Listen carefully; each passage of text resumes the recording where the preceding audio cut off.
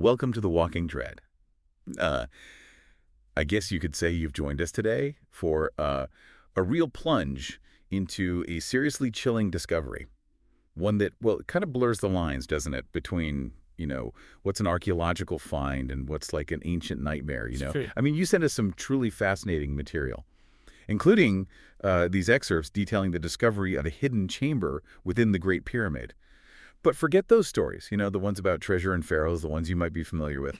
Yeah. This is about something way more sinister. Yeah, it really is. Our mission today is to unpack this terrifying account that you've shared with us and really understand the implications of this unearthed, I guess you could say, horror. What's immediately striking as we sort of delve into this is how your sources, I guess they subvert our expectations. The ones we have about pyramid discoveries. Right. We're so used to narratives of like grand tombs and historical riches. This one you've provided, it flips that totally on its head, suggesting a very different purpose for this hidden space. Exactly. So let's start where your material begins, with Dr. Ward and his archaeological team stumbling upon this hidden chamber deep within the Great Pyramid. It's clear from the get-go, isn't it, that this isn't just another room to be cataloged. Yeah, it's definitely not. The initial descriptions, the ones you shared, they paint a picture of something else entirely. Precisely. The text emphasizes that almost as soon as they find it, it's obvious this isn't a tomb. There's no sign of the typical funerary objects, no sarcophagus. Instead, the focus goes right to this oppressive atmosphere and, crucially, to those etched warnings, the ones they find in the final passage leading to it. Yeah. This alone, this should make you, the listener, really start to question the conventional understanding, the one we all have, of these ancient structures. And these aren't your run-of-the-mill ancient curses, the ones designed to scare off grave robbers, are they? Huh? Your sources, they make a point of describing them as desperate pleas, and specifically directed at future individuals, not some vengeful deity. Yeah. That detail alone, for me at least, it's deeply unsettling. It speaks to a very human, a very real kind of terror, doesn't it? Absolutely. It really suggests a foreknowledge of the horror, the one that's contained within that chamber, like a desperate attempt almost to prevent its release by the people who came before. Right. And as you pointed out, that palpable power that emanates from the chamber, described as distinct from what you'd expect from an ancient burial site. That's key. Yeah. It establishes a very unsettling tone from the very beginning of your provided account. Hinting at something truly extraordinary, and I mean that in the worst possible way.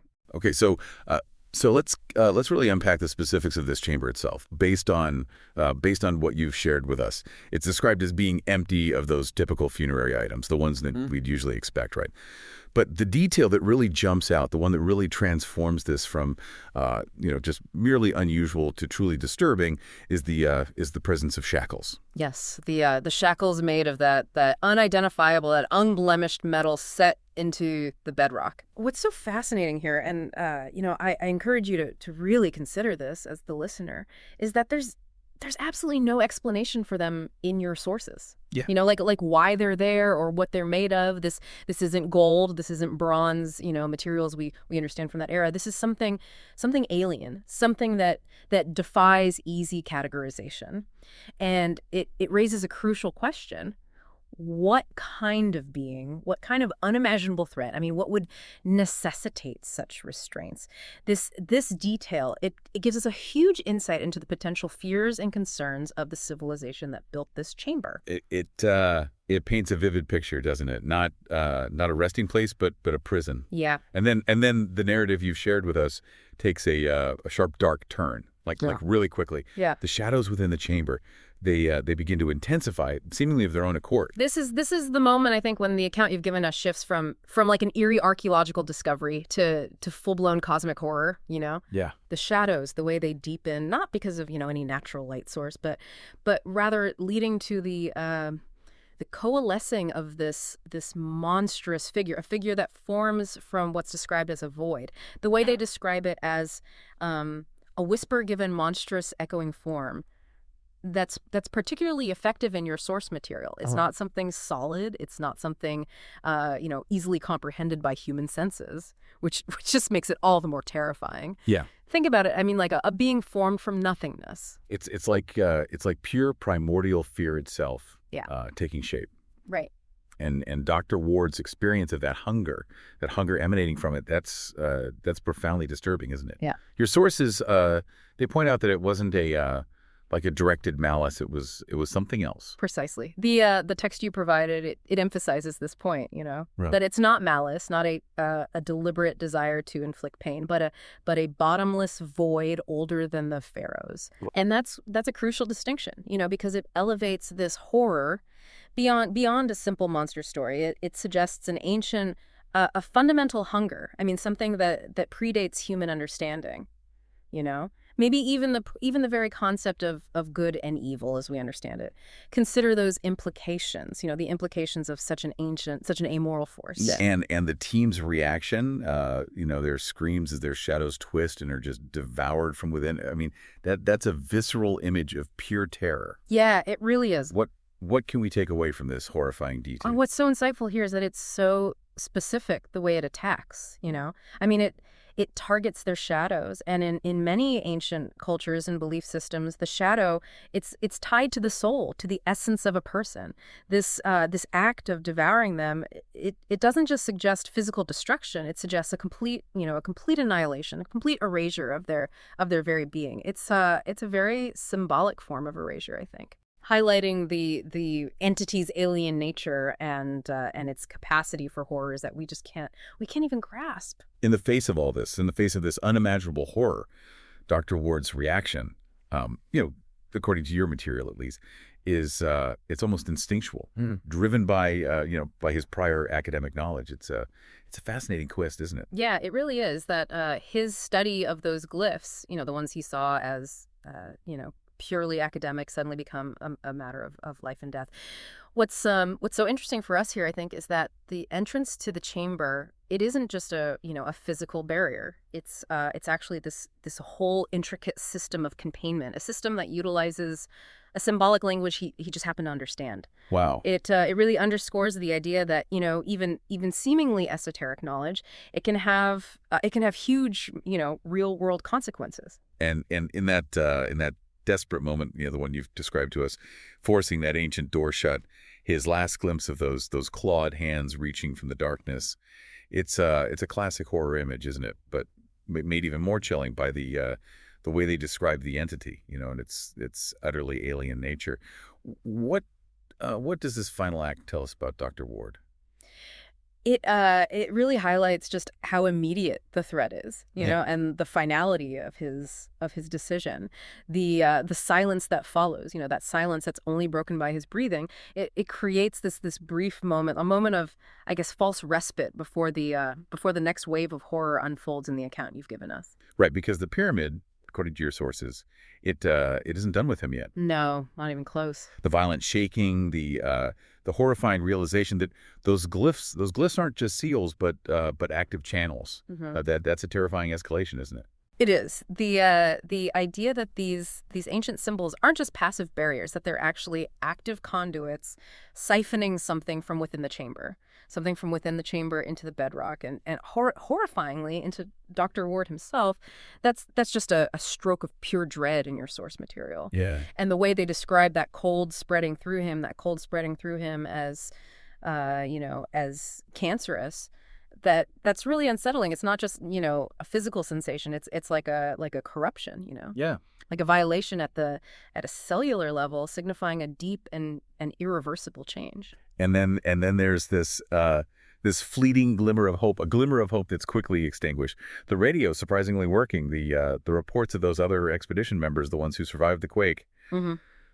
For a moment, it seems like maybe they've actually contained it. Why is this brief respite so effective in building the horror? Well, it's a classic horror trope, really. This false sense of security, and it allows for that that personal horror of Dr. Ward's situation to really take center stage. The entity itself might be contained for the moment, but Dr. Ward, he's irrevocably changed, and his struggle has just just begun. Mm-hmm. And it shifts the focus, doesn't it? Yes. It shifts the focus from that external threat to the internal and maybe even more terrifying transformation. The image that you've shared with us of the desert sun, and the fact that it offers no comfort against that inner cold he's experiencing, that's a powerful image, an image of his utter isolation and his dawning understanding of his new and horrifying reality. What's the significance of this contrast? It emphasizes the profound shift in his experience, the external world, the world with all its natural comforts. It doesn't offer any solace at all against the supernatural horror that's taken root within him. He transitions, from archaeologist to something far more significant and far more terrifying. Yeah. A living seal. Yeah. His body itself is now the barrier, the only thing that's preventing the entity from being fully released. The psychological weight of that realization, the complete loss of his former life, it must be crushing beyond comprehension. And escape, as you detailed it for us, is no longer an option. No. It's not just about his own personal survival anymore. It's about the potential catastrophic consequences he would unleash upon the world. Upon the entire world, if he were to just leave. Yeah. It elevates his personal tragedy to something of cosmic significance. It raises a really profound and disturbing question, I think. What is true heroism in the face of such overwhelming cosmic dread? Is it about these grand gestures, these defiant gestures, or is it about this quiet, this agonizing acceptance of a terrible and inescapable responsibility, the kind we see with Dr. Ward? The days that follow, as described in your material, the days that follow, etching his knowledge into those stone walls of the chamber. Yeah. That's a desperate act, isn't it? Almost primal. Is this attempt to try and make sense of the incomprehensible, to leave some kind of record, some kind of warning for anyone who might follow him. What does this tell us about the human spirit, even when facing utter despair? Well, it's a testament, I think, to the enduring human need to communicate, the need to impart knowledge, even when facing, complete and utter despair and the certainty of death. Those inscriptions, they serve as both a personal apology, for his unwitting role in unleashing this horror, and also as a stark warning to any future explorers who might be drawn to the secrets of the pyramid. It's a final attempt, I think, to exert some kind of control, over a situation that has just spiraled completely beyond his grasp. And his final act, as you recount it for us, dragging his cot against that monstrous door, those glyphs visibly spreading in his skin. Mm-hmm. That's not a heroic last stand, not in the traditional sense. It's something far more bleak, far more unsettling. Yeah, it's a grim acceptance of his horrifying fate. Mm-hmm. He's not actively fighting the entity in that moment. He's desperately attempting to reinforce the containment that's crumbling all around him, and he's doing it with his own dying body. He doesn't see himself as as a discoverer who made a mistake. He sees himself as a component of the prison itself, and utterly bound to this ancient horror. It's a chillingly passive form of sacrifice. And the fear, articulated so clearly in your material that even death won't bring release. Right. That that his very spirit might also be consumed by the entity's insatiable hunger.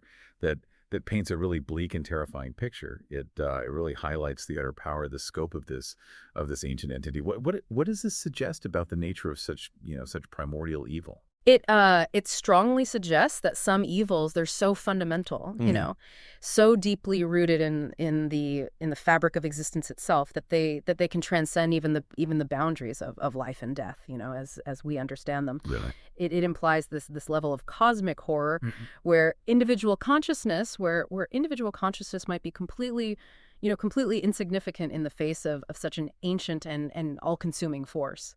And the aftermath, as you described it, the search parties eventually finding not a triumphant hero, a hero who made some groundbreaking discovery, but a withered husk slumped against that sealed door. There's no There's no glory in his sacrifice, is there? Not in the conventional sense, at least. No, his true legacy, it isn't, recorded in the annals of archaeology or celebrated in history books.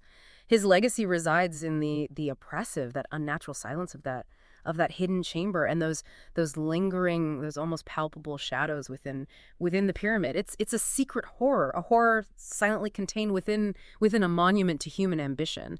Yeah. And it's a stark reminder of the potential cost, the cost of our relentless curiosity. And the entity, as your material concludes, it remains dormant. It's ancient hunger, suppressed, but only through the horrific sacrifice. It's a sacrifice made by Dr. Ward. What's the ultimate takeaway from his tragic fate? His fate is a potent and unsettling warning, a warning that not all ancient things are meant to be unearthed. Yeah. That some secrets are just best left undisturbed. He becomes, in essence, I guess, a mummified sentinel, yet eternally bound to the darkness he inadvertently unleashed upon himself. His sacrifice is both a desperate act of salvation for the world, and a stark and silent warning, a warning that's etched not just into the pyramid stones through his inscriptions, but into his very being through his through his transformation. Some doors, it seems, should remain sealed forever.